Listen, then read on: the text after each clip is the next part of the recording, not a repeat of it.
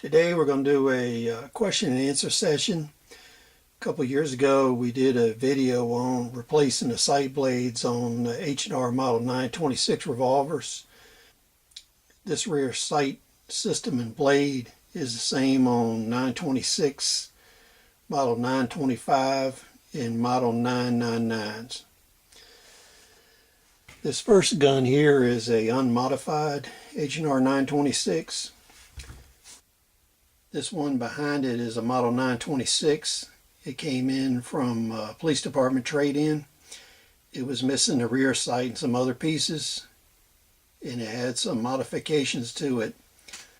This one was not functional when we received it. I added some springs and also the rear sight assembly.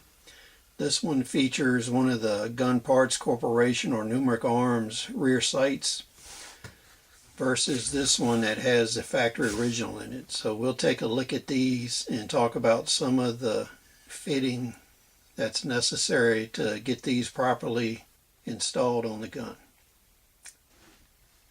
This gun has the factory original sight.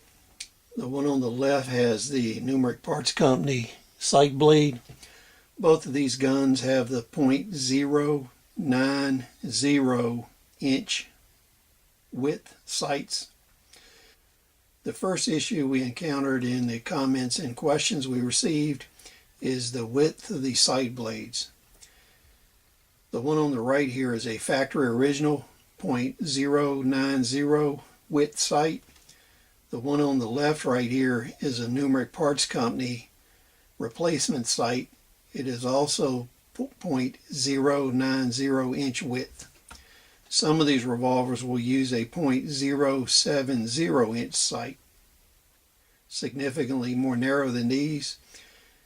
So you have to determine which of the two widths you need as your first step. Now, when you're looking at these two sights, the factory blue one has been radiused and smoothed up at the factory and blued. The one we received from Numeric Parts Company a couple years ago, it was unfinished.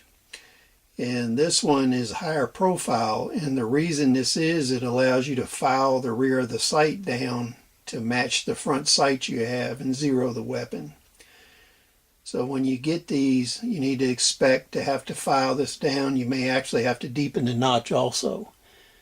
And you can either leave it target bladed like this with sharp corners, or you can round the corners of the sight in order to smooth it for easier draw. The second question we received was one on the engagement of these tension screws. You have one of these tension screws on each side. This is what holds the sight in, and it also is what moves the sight for windage. Now, the critical thing here is you need a screwdriver that fits these screws precisely, because these screws sometimes adjust to where they're inside of the hole here and they're below flush. This one has been recessed inside, so it's actually down in the screw hole. What you'll need to have to work on these is a set of jeweler screwdrivers. We'll look at those next. This is a jeweler screwdriver set that I've used for over 20 years. I featured it in a previous video. When you're working on these H&R revolvers, they take a slot tip. This is the correct slot here, and this is actually a 2.0 jeweler's screwdriver tip. I'm not going to use a handle because it will cover your view. But as you can see here, this screw is below the surface of the unlocking piece. And you need a screwdriver bit that will go in and tighten it. So that's the answer to the second question. These screws, when they're properly applied, most of the time they're actually recessed into this opening. And you have to have the proper screwdriver blade to do that. Now, a lot of the revolvers I've repaired where this sight was missing, Most of the time it was missing due to a blow. When that occurs, sometimes the end of these screws get broken off and there's not enough length on them to hold this in place. So what you'll want to do is remove these screws first before you order your sight to see if the ends are intact on them. If they're not, you want to order the screws at the same time you order your sight. The next thing we're going to look at, I've unlocked the revolvers. This is the inside of the locking piece. This is the bottom of your sight blade in the slot. The Numeric Parts Company sight blade has a lot more metal in it, and it's substantially stronger than the original H&R one. The original H&R one, the wings don't expand into these two recesses here. This is the original sight on the right. This one over here is a Numeric Parts one. You can see the metal extends up into these side areas here, into these slots. It gives the sight a lot more strength and stability. In some cases, to get the revolver to lock upright, you may have to file off a little bit of this material here and here. And as you can see here, this is a curved surface, so this may require fitting too, but in my experience, I've never had to fit one in this area, only here and here. This shot shows you the difference in height.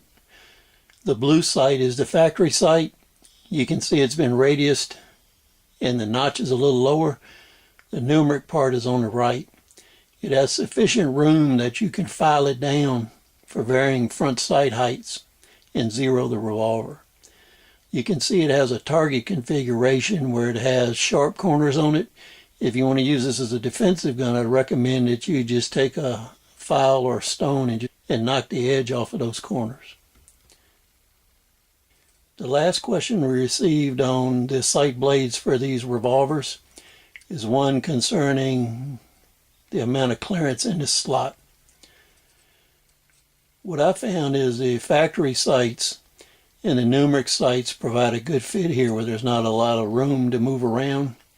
If you got a slot where somebody has bent it or they filed on it, you may have to take a piece of sheet brass and make a shim. And what I would recommend here is making a shim in an L shape.